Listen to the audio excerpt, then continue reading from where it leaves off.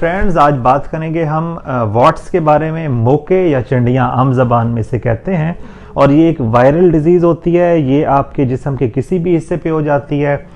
Sir के अंदर से लेके फेस के ऊपर, हाथों के ऊपर, पाँव के ऊपर, हर जगह पे ये फैल जाते हैं। मोके या उच्चियाँ इसे कहते हैं आम जबान में, और ये वायरल डिजीज होती है। ये एक से दूसरे में ट्रांसमिट होती है।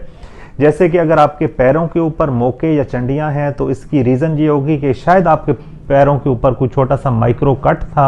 और वो फिर आप ऐसे कालीन के ऊपर चले जहाँ पे पहले भी किसी पर्सन ने वहाँ पे कदम रखे और वहाँ से उसका वायरस आपने एक्वायर कर लिया, या किसी का टॉवल आपने जो है वो इस्तेमाल किया, साबुन इस्तेमाल किया, या इवन आप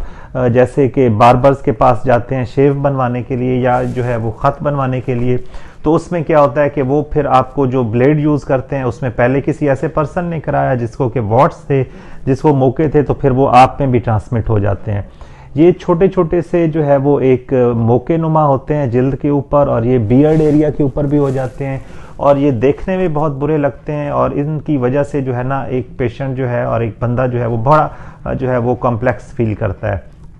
तो इसको ट्रीट करने के लिए जो लोकल रेमेडीज़ की जाती हैं उनके साइड इफ़ेक्ट्स होते हैं। कुछ लोग इनके ऊपर कुछ ऐसे एसिडिक सॉल्यूशंस बता देते हैं जिसकी वजह से कि स्किन बर्न हो जाती है और फिर उनके ऊपर अल्सर्स बन जाते हैं। तो इसका जो स्टैंडर्ड ट्रीटमेंट है उसके लिए आपको बाकायदा तौर पे डॉक्टर, यानी कि आपके स्किन के जो भी स्पेशलिस्ट आपके सिटी में अवेलेबल हैं, आपको प्रॉपर उनके पास जाना चाहिए और उनसे ओपिनियन लेनी चाहिए। इन मोकों के लिए वो सजेस्ट करते हैं कुछ प्रोसीजर्स जिसमें क्रायोथेरेपी होती है जो कि लिक्विड नाइट्रोजन यानी कि ठंडी गैस के ज़रिए की जाती है और फिर उनको जो है वो बर्न आउट कर दिया जाता है वहाँ पे।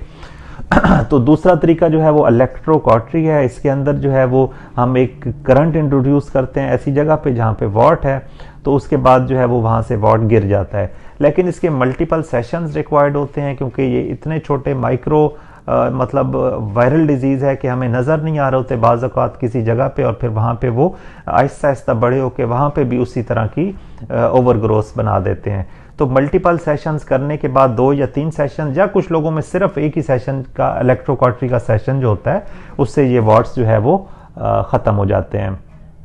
तो इसको ट्रीट कराने के लिए आपको प्रॉपरली विजिट करना चाहिए डर्माटोलॉजिस्ट के पास। वो जो प्रोसीजर आपके लिए सजेस्ट करेंगे उनकी वजह से ना ही चेहरे के ऊपर कोई अल्सर बनेगा, ना ही दाग बनेंगे और ना ही निशान बनेंगे, और आपका जो प्राइमरी मसला होगा वो भी ठीक हो जाएगा। अगर आप लोकल रेमेडीज़ और इस तरह के एसिडिक सॉल्यूशन, तेज़ाबी महलूल लगाएंगे तो ना सिर्फ वहाँ पे आपके अल्सर्स बनेंगे